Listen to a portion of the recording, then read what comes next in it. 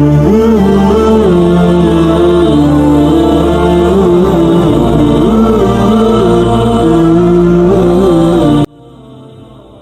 বন্ধু। কিরে বন্ধু, কোন দিলি গে রে? আমার মা তো খুব অসুস্থ রে বন্ধু। আমার তো 5,000 টাকা খুব দরকার বন্ধু। না রে বন্ধু, আমার তো 5,000 টাকা হইব না। আমি একটা বিপদের ভিতরে পড়ছি। আমার তো 5,000 টাকা নাই। তুই অন্য জনেতে চা। তুই পারবি না? কেউর কাছে তো পাইলাম না। এবার আহাদের একটা ফোন দিয়ে দিবি। আহাদের কাছে তো 5,000 টাকা আমি পা না।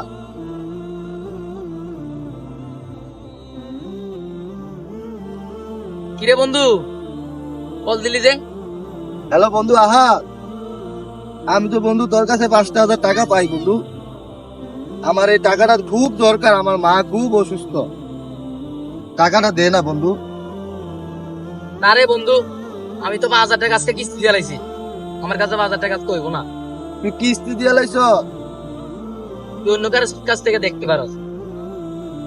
আচ্ছা ঠিক আছে বন্ধু, আমি অন্য কেউ কাছে চাই।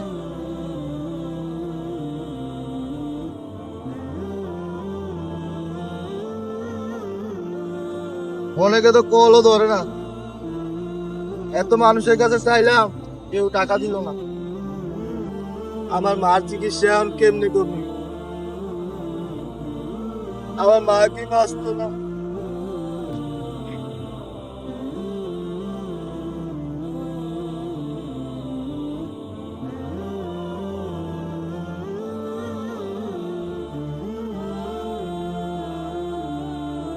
আসসালামু আলাইকুম। ওয়ালাইকুম আসসালাম। কি ভাই, আপনার মন খারাপ যে? মন খারাপ করে বসে আছেন? হুজুর, আমার মা খুব অসুস্থ। আমার 5,000 টাকা খুব দরকার। অনেকের কাছে চাইলাম, কেউ আমারে 5,000 টাকা দিয়ে হেল্প করলো না। এখন আমার মা মৃত্যুর সাথে লড়াই করতেছে। আমি 5,000 টাকা কই পাই? ভাই, দেওয়ার মালিক তো একমাত্র আল্লাহ তাআলা, আর চাওয়ার মালিক একমাত্র আল্লাহ তাআলা। হাদিসে আসছে, কোনো মানুষ আল্লাহর কাছে না চাইলে আল্লাহ রাগান্বিত হয়। তো আল্লাহ পাকের বৈশিষ্ট্য, আল্লাহর কাছে চাইলে আল্লাহ দেন, আল্লাহ রাগান্বিত হন না। আর মানুষের বৈশিষ্ট্য, আপনি মানুষের কাছে একবার দুইবার তিনবার চাইবেন, মানুষ রাগান্বিত হবে, আপনাকে দিবে না। তো সুতরাং যার কাছে চাই, যিনি সবসময় খুশি হন, তার কাছে আপনি চান, তিনি অবশ্যই আপনার সমস্ত চাওয়া পূরণ করবেন। জি হুজুর, আপনি তো আমার চোখ খুলে দিলেন। আমি মানুষের কাছে চাইছি, কিন্তু মানুষ তো আমার দিব না। আপনি ভালোভাবে উজু করে 2 রাকাত নামাজ পড়ে আল্লাহর কাছে চান, অবশ্যই আল্লাহ আপনার সমস্ত চাওয়া পূরণ করবেন। জি হুজুর, তাহলে এটাই, আমি যাইতাছি নামাজ পড়তে। হ্যাঁ, জি ইনশাল্লাহ। দোয়া করবেন আমার জন্য। আল্লাহ কবুল করেন।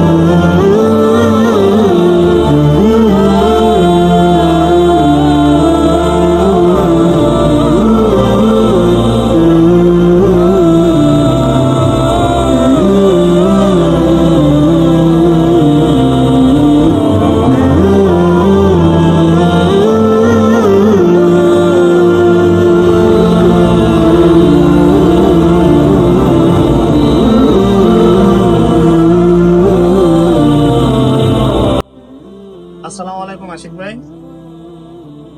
ওয়ালাইকুম আসসালাম। ভাই, আপনারা তো চিনলাম না ভাই। আপনি আমারে চিনবেন না আশিক ভাই, আমি অনেক দূর থেকে আসছি। আমি শুনলাম আপনার মা নাকি অনেক অসুস্থ, আপনার 5,000 টাকা খুবই দরকার। আপনাকে এই 5,000 টাকা দেওয়ার জন্য আমি অনেক দূর থেকে আপনার কাছে আসছি।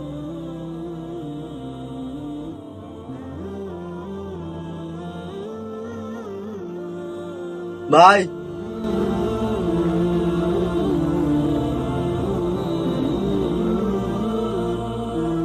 সৃষ্টিকর্তার কাছে কোনো কিছুর অভাব নাই, কিন্তু আমরা চাওয়ার মতো চাইতে পারি না, তাই আমরা তার অফুরন্ত নেয়ামত থেকে বঞ্চিত থাকি। ভিডিওটা ভালো লাগলে সবাই একটা শেয়ার করে লাইক দিয়ে পাশে থাকবেন।